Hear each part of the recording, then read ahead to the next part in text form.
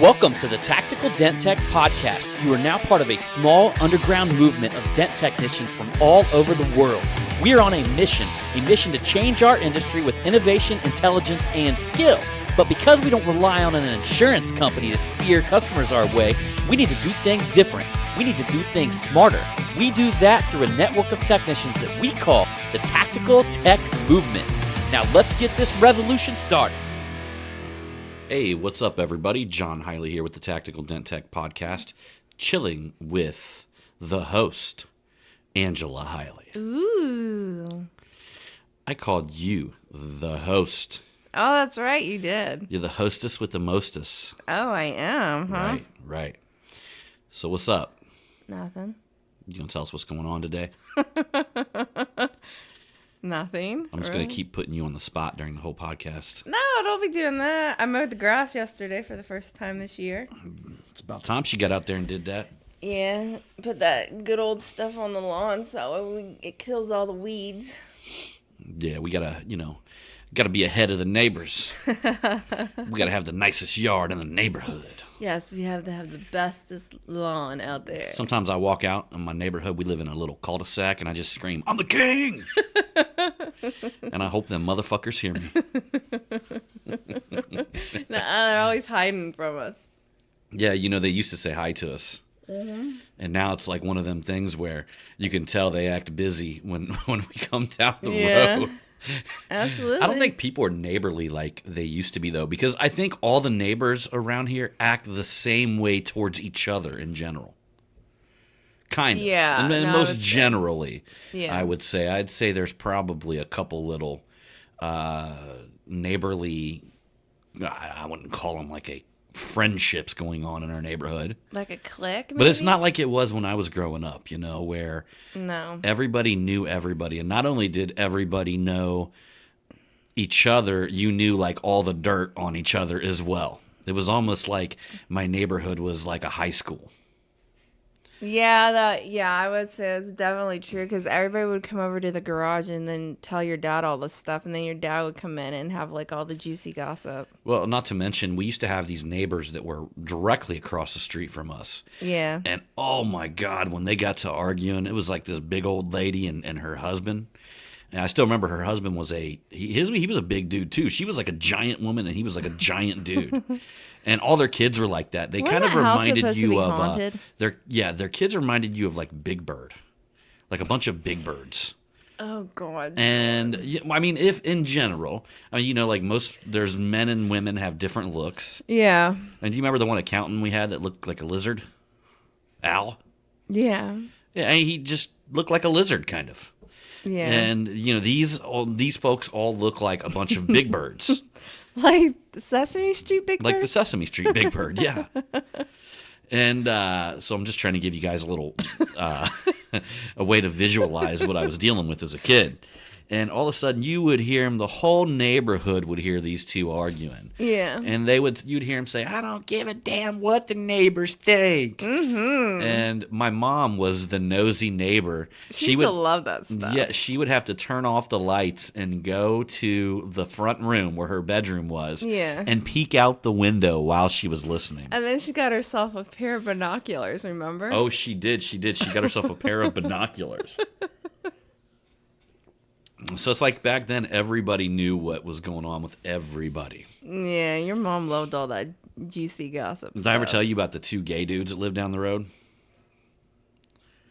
Wasn't one worked for the post office or something? No, they were fucking the mailman. I know. That's some neighborhood real drama shit right there. No, what had happened when we were kids, we were like little trash diggers as kids. And, not only was we living in a nosy neighborhood, but, I mean, we were like little trash diggers, so we found things out about people that just by looking through their trash.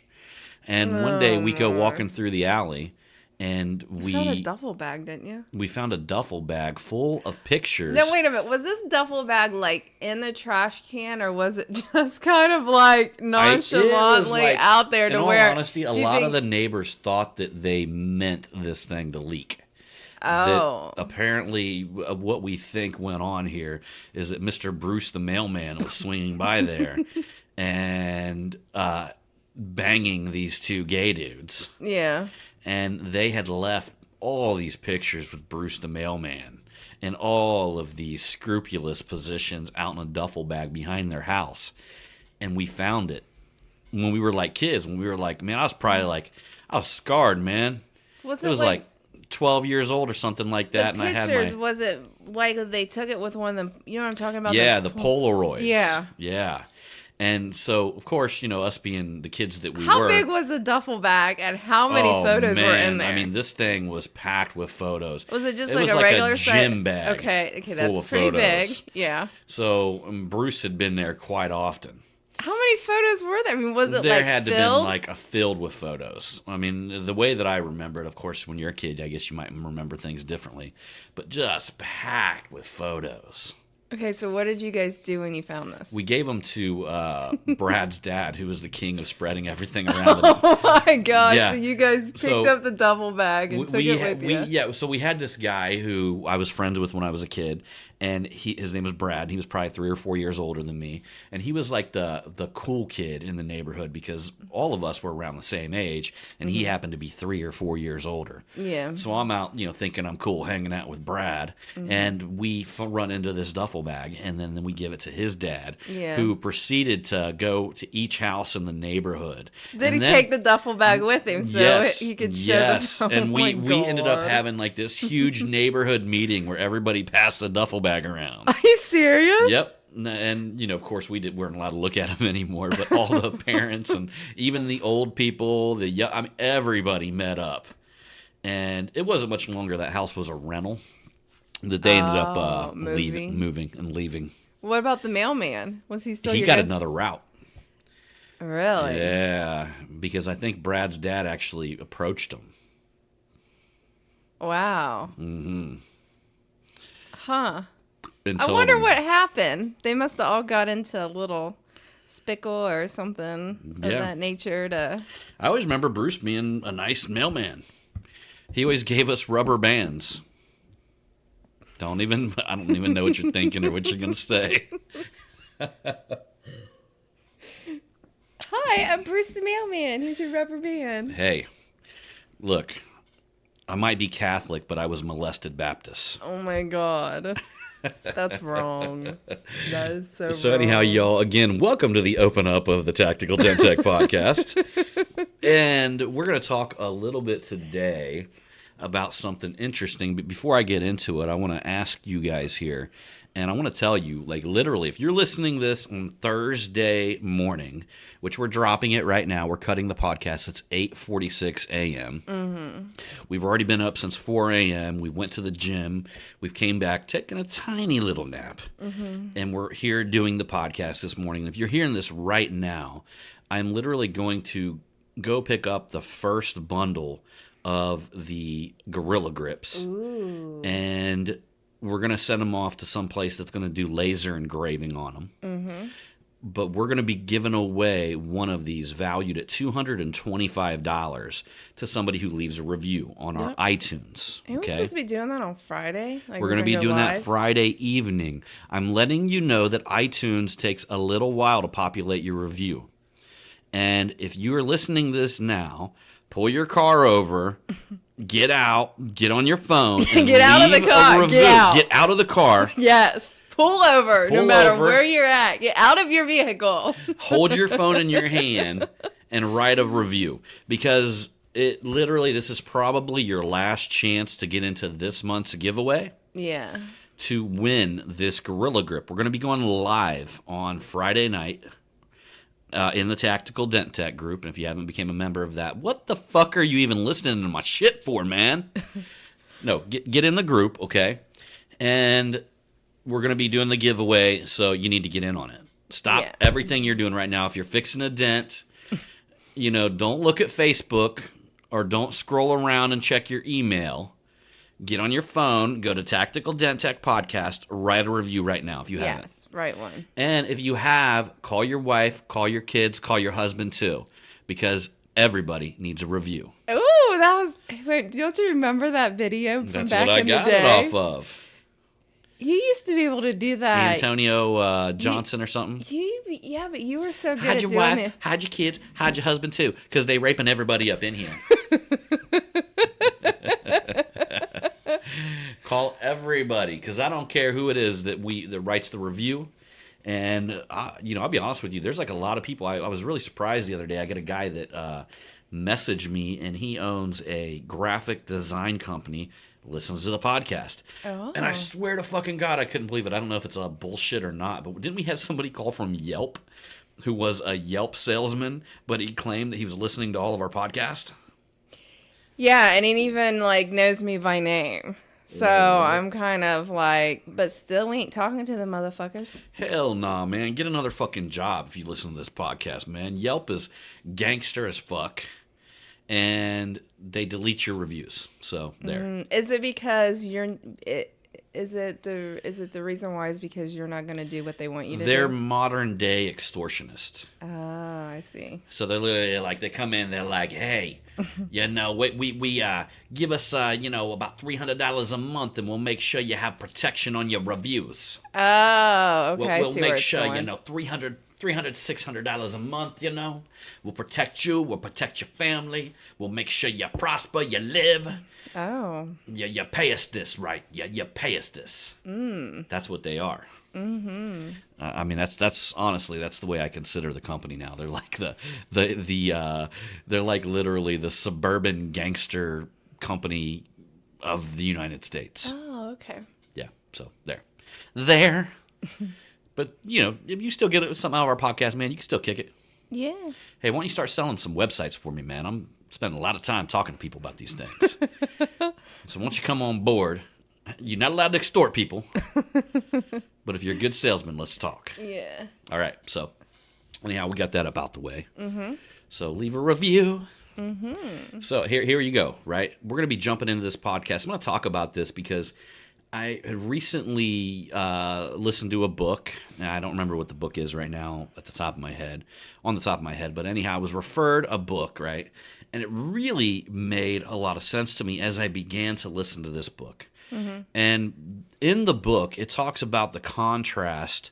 And actually, hold on, I could probably pull it up here. So that way, if you guys want to listen to it, you can check it out, add it to your Audible. Oh, hold on, it's on my phone here. Tick tock, tick tock. It's The Way of Men by a guy named Jack Donovan. And been listening to this book, and it's very interesting because there were some things in there that I hadn't really thought about. I would say that I felt them, but I hadn't really thought about them. Mm-hmm. And in all honesty, I really think that the book is quite an eye-opener because it allows me to really understand the balance of the way I feel about a lot of things. Mm-hmm. And I would say if you're an individual who in general has a competitive spirit, in general wants to dominate the earth, one den at a time, then you would probably get a little relief when you listen to this book. You would begin to understand kind of where that dominance stems from. Yeah. Or where that feeling, that need of achievement stems from. Mm-hmm. And really it stems from a very good place. And there's a lot of people and a lot of, there's a lot of fucking idiots out there that are trying to demonize masculinity. And truly that's where that comes from.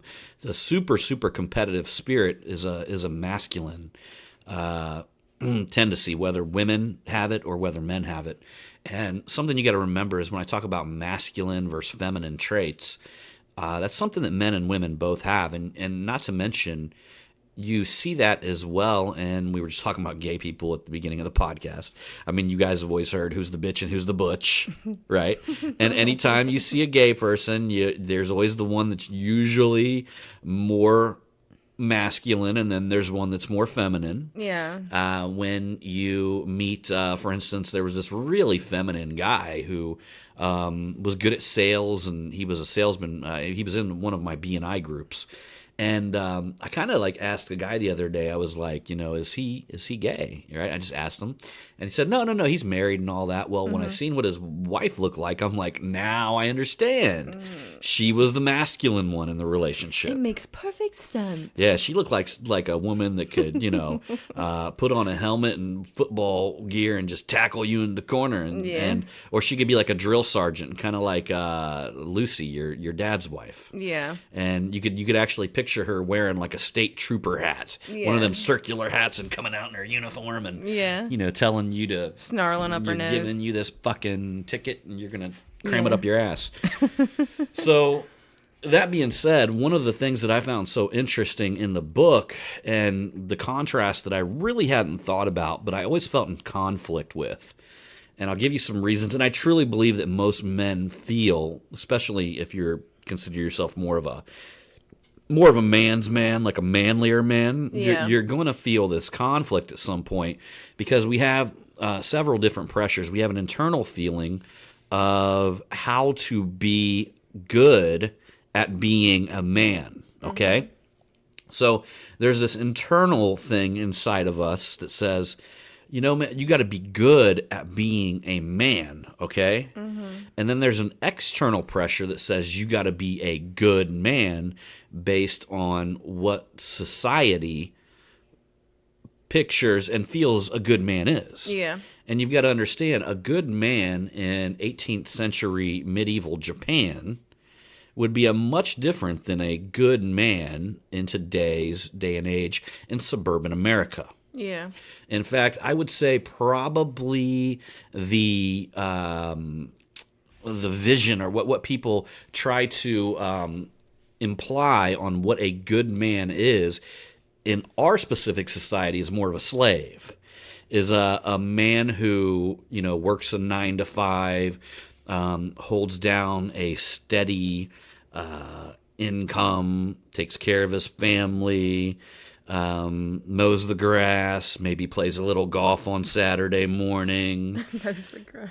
And all of this shit that we feel that would you almost would call it, in a sense, it's conformity,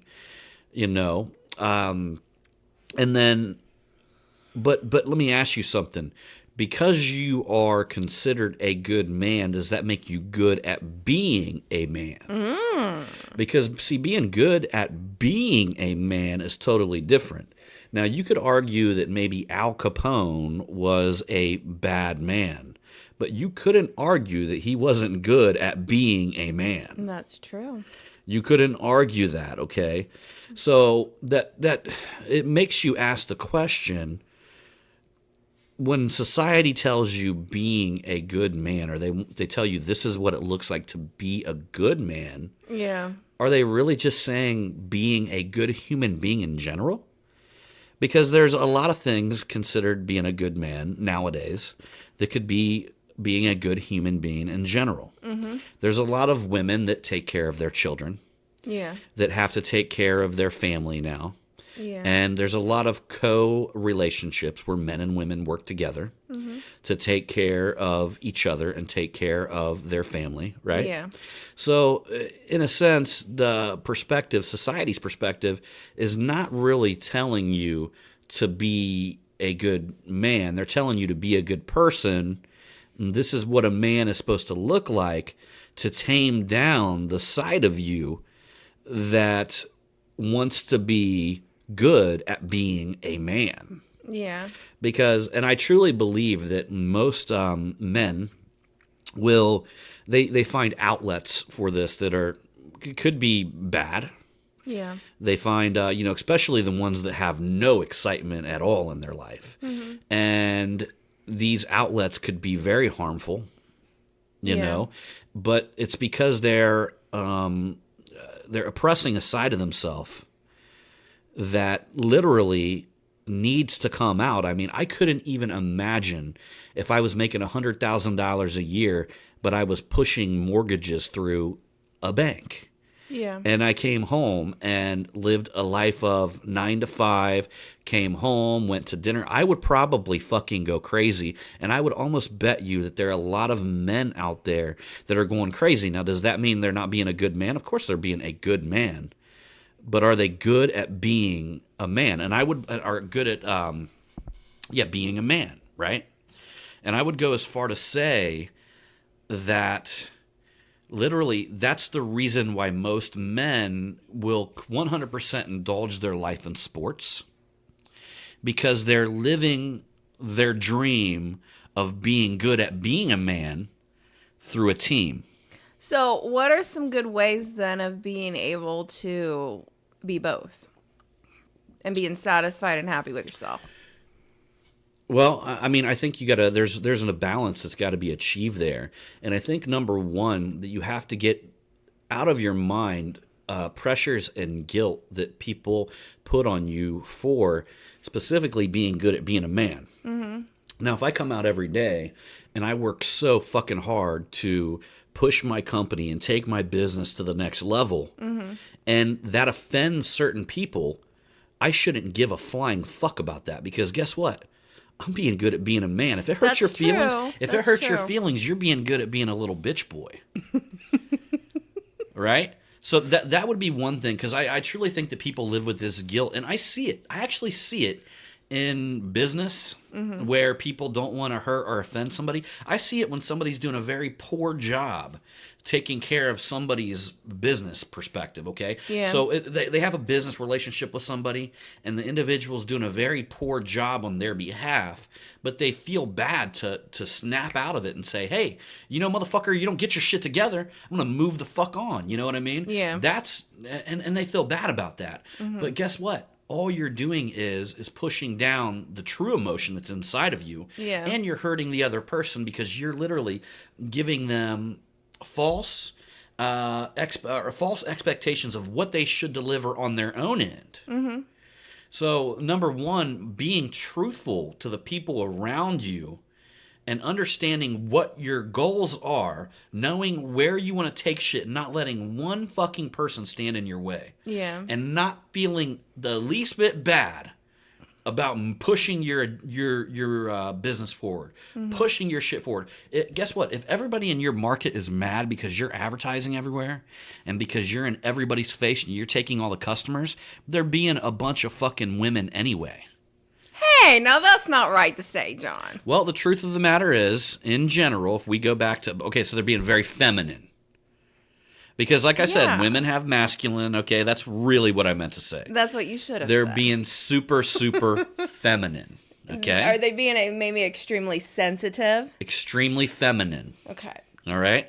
And they've literally, the way that needs to be looked at is, and if you're on the other side of that and you feel bad, you're like, oh, well, you know, Joe Blow's company over there, they're really spending a lot of money on advertisement and they're trying to push me off of Google. Yeah. Good. But if you're going to sit there and actually take that as a sign of disrespect to you, you're fucking being stupid and you're kidding yourself. Mm-hmm. You take that as fucking war. Mm-hmm. You want to be a man? Men, there's been a lot of things that have came out of war, okay? Men have war in their hearts. Men crave action. Men crave dicey situations that you may not even get out alive. Mm-hmm. That's the truth. Men crave that. And society is trying to demonize that. But if you look at what came of that, you would see that we've continuously progressed through time. But wouldn't you also say that it's like there's like a good way of doing it and then there's a bad way of doing it?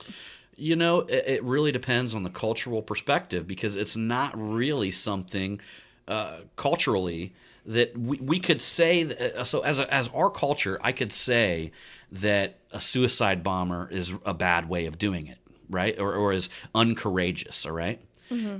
In the Muslim culture in these other countries, they would consider that person a martyr. It's a cultural, and to be honest with you guys, this is something that will definitely hit a chord with people. is what I'm saying right now, because we have a strong belief on it because it serves our self-interest. Yeah. Okay? So you got people out there and you say, oh, they're cowardly. They're killing all these, innocent people. That's because they're killing our innocent people. Yeah. So when you step back and you look at things and try to begin being an individual, and I try to become better at this, and I'll give you an example why. I try to become better at looking at things from every single perspective. Not just my personal perspective, what serves me, but let's try to look at it from their perspective. And to be honest with you, I hate them because they go against my beliefs and my team. Right? There's people in these other countries that want to be like them. Children are actually taught to want to be somebody who would self-sacrifice themselves for their religion and for their beliefs. But we hate it because it goes against our self-interest. It goes against what we consider freedom. It goes against our own personal beliefs. Yeah, because in our eyes, we're basically looking at them thinking like basically that they've been brainwashed, or that's basically the only option that they have. So, and if you talk about, I know Zan is probably going to correct me on this, but there was literally in Slovenia, I had recently heard about this, and Zan is from Slovenia, and it was the guy's name, I can't even remember. Zan is going to correct me. He's going to put it on the whatever post, but he was something the Impaler, okay? And at that time, from my understanding, Slovenia had a very, very small military force. And this is where the mythical Transylvania came from. Because when they were being charged up on by another military, this gentleman, the Impaler is what they called him, had big arrow sticks shoved up people's ass. Women, kids, children, whatever, all the way to his castle. Yeah. And guess what happened when the opposite military came heading his way? Men started fucking abandoning the mission and leaving. Yeah, I can see that happening. Did that make the Impaler a bad man? Maybe to the army that was scared fucking shitless to move any forward because they didn't want to have a stick shoved up their ass and sticking out of the top of their head. Well, it's probably also like a very eerie feeling though too when you're approaching could you imagine? And so literally, but he was a hero to his people. Yeah. Because they didn't get invaded. They didn't get their women raped, Maybe they killed the other opposing force. Maybe they impaled the shit out of them. Yeah. And stuck them along trails where men are walking and just see bloody bodies everywhere. So they basically would be using these other individuals as like I lost my train of thought. Honestly, like a scary fucking thing to see. And they did what was, I would imagine that'd be probably the worst death to ever die, is to have something shoved up your ass all the way out the top of your head. But you never know. Maybe when they killed him or something, they did it, fast and whatever. And then they just stuck that thing up there. I don't know. They probably did it really slow because they wanted that look of terror to be frozen on the people's face. So, that being said, you take a step back, right? And you ask yourself what is good, what is bad, right? And if you look back, what would be good to a cannibal cult or a cannibal tribe is totally different to what would be good to a modern day suburban American. Yeah, that's night and day. Right. And so basically by following in society what is good, you're following your cultural beliefs that are imposed on you from without and not really something from within. So that being said, I believe that we have a pretty civilized culture.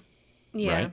And they even talked about the how Rome was built. I mean, Rome was literally built from, apparently, from my understanding, it was these twin brothers, that ended up finally killing a king and taking their rightful throne. But it was built of a band of tyrants at the time.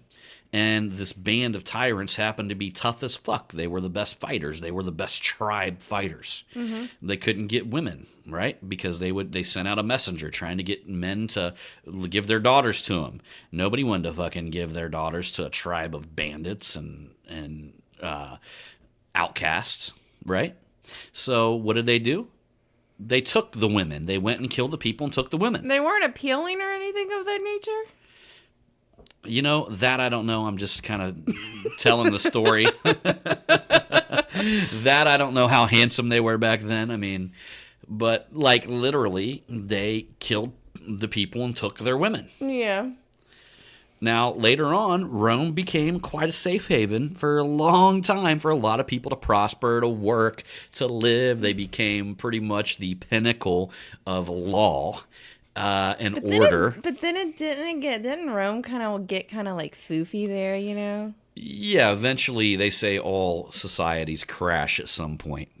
And that was at one point. A great society will crash. Rome. Weren't men wearing makeup and stuff like that? That I don't know. And but again, maybe back then. I mean, don't men wear makeup today? I mean, we've got people that paint their fingernails, wear makeup today. Yeah, but I was just talking to her about that. I was talking to her about how I'm going to go goth. No, you're not. Oh yeah, totally goth. No, you're not. So not you. You don't even you don't even have the skin complexion of that. You don't even get very like white and pasty. I'm gonna be like Mexicanish. Didn't I said that too, that I'm gonna bring Mexican style back, where I just button the top button of my flannel. You know, we really need to do one of those DNA tests and see what you all have in you. Because you're kind of like you're kind of a mystery. Because with like your biological parents, you don't really know. I mean, you have like somewhat of an idea of what they have in them, but you really don't know. You know the first thing that you do when you bring the Mexican back in you? That's where I wear the flannel with the top button. You guys know what I'm saying. Even you Mexican guys out there, you guys know what I'm talking about. Mm-hmm. And you get some khakis, a white shirt underneath, and then some chucks. Yeah. Do you guys remember one of my favorite movies when I was growing up was Blood In, Blood Out, Bound by Honor. Mm-hmm. And they had the it's a whole. If you guys haven't seen it before, that's me and Wade shit right there. That's me and Wade's are Vato Loco for life. You see, Leonda, fuck Leonda, Vato Loco for life. So one of the first things you do when you bring back the Mexican style is you take the grill back on your back porch. You guys already know what I'm about to say. Bring it around to your front porch. Oh my God. I'd probably get to know my neighbors better if I was grilling on the front porch. I don't know. They would probably look at us and be like, what the fuck? I'd be like, hey! Yeah, but you come on over, neighbors! Yeah, but John, you would be able to pull We're that having off. A fiesta over here. You would be able to pull it off, and you could actually like get into the whole character thing and the whole vibe and keep a straight face and not laugh. I'm the one that always fucks up everything because you're like, okay, we got to do this, and you got to be into character and all this and that, and I can never do it. I want to get him over here and be like, let's listen to some Santana. We'd probably have a better neighborhood. I bet you. Yeah, and that was one interesting thing that I. Well, I'm surprised. Why don't you orchestrate like a block party? And that's the thing that probably, and again, culturally, I guarantee you the Spanish culture, Mexican culture, is much more fun to fucking hang out with than suburban American culture. Yeah, I would agree. And one of the things that they actually like to hang out with each other. And on top of that, the family is like the huge thing. Yeah. Where the whole families want to spend time together. Mm-hmm. And that's why usually in general, I was told I had a guy who I did some training for on paintless dent removal, and he had an interior business. And believe it or not, most of the people that worked for him were Mexican women. Mm-hmm. And he said that they were the absolute best workers in the world. And then on top of that, typically in the Mexican men that he had working for them just wanted to come do their job. They didn't bring their drama to work, just like, an American would. Yeah. And then on top of that, when all they want to do is go home and spend time with the familia. Yeah. With the familia. Mm-hmm. It's about familia raza res. Blood in, blood out, bound by honor. If only they Vato Loco for life. If only they could see the look on your face. That's right. If you guys haven't watched Blood In, Blood Out, go watch it. It's a good movie. It's old school, man. That's an old movie. So, anyhow, I think the big takeaway that I want you guys to take away from this podcast is is that stop feeling guilty for being a fucking man. Yeah. You know, be what you consider a good person. Mm-hmm. All right.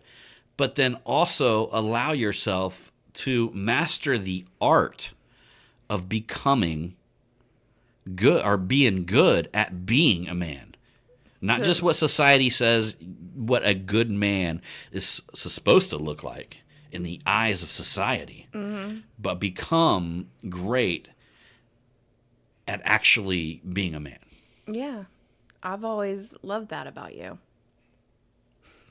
That's right. And that doesn't mean you got to have a million friends, but you got to have a tight tribe, you know? Yeah. And they say even in, all this comes from tribal instinct, and they say even in a tribe, there's a hierarchy in that tribe. Yeah. And the men are working hard to become better than each other. Everybody wants to be the big man in the tribe, right? Everybody wants them big kahunas. Yeah, once you become the big man in the tribe, you get all the pussy. You know, there's all kinds of perks from being the big man in the tribe, right? Mm-hmm. So everybody wants that. But now here's the key, though. Here's what the feminine little girly boys don't understand, okay? Is that they get upset when somebody becomes the big man in the tribe. Oh. It hurts their feelings. So instead of just becoming better or working on themselves to become better, it hurts their feelings. Because in a tribe, you have to trust each other, all right? Mm-hmm. So even when you've got a hierarchy in the tribe of men competing with each other to become the best, whatever, the best at fighting, the best at throwing knives, the best at shooting, arrows, the funniest, whatever it is, whatever your role is in the tribe. Mm-hmm. Look, man, if you're the best at all that shit, more power to you, right? Mm-hmm. But there's a hierarchy, and maybe somebody is the best at creating weapons, and they're funny, right? But then you got somebody who might be the best fighter and the most courageous, right? Yeah. But when they all come together, they have to be courageous. So not only are they willing to have a battle from within the tribe, from within each other, that makes it to where iron sharpens iron. Look, they sharpen each other. They make each other better because it's a competition. Yeah. But they also can band together when their perimeter, their circle, is under attack. Yeah, when shit hits the fan. Right. So they can band together. So not only do they understand the hierarchy from within makes them better, they also have their place in the tribe because of how well they fight with each other. Mm-hmm. Okay? That's the thing the little bitch boys don't understand. And because everybody in whatever it is that we're doing can all benefit and become better from each other, and we can fight with each other. Uh-huh. So that's what I want you guys to think about. So don't be a bitch boy. That's right. So anyhow, y'all... Because women do not like bitch boys. Some women do, but I don't know. That's kind of odd to me, so... That's kind of odd to me, too. I'm not going to be a bitch boy for a woman to like me. I think you only have to worry about one woman liking you, and that would be me, and you're not a bitch boy, so... You guys see where that went real quick. All right, everybody. So anyhow, we appreciate you, and we look forward to seeing you on that next one. Remember, it's all about the hustle. Pew, pew. Bang, bang.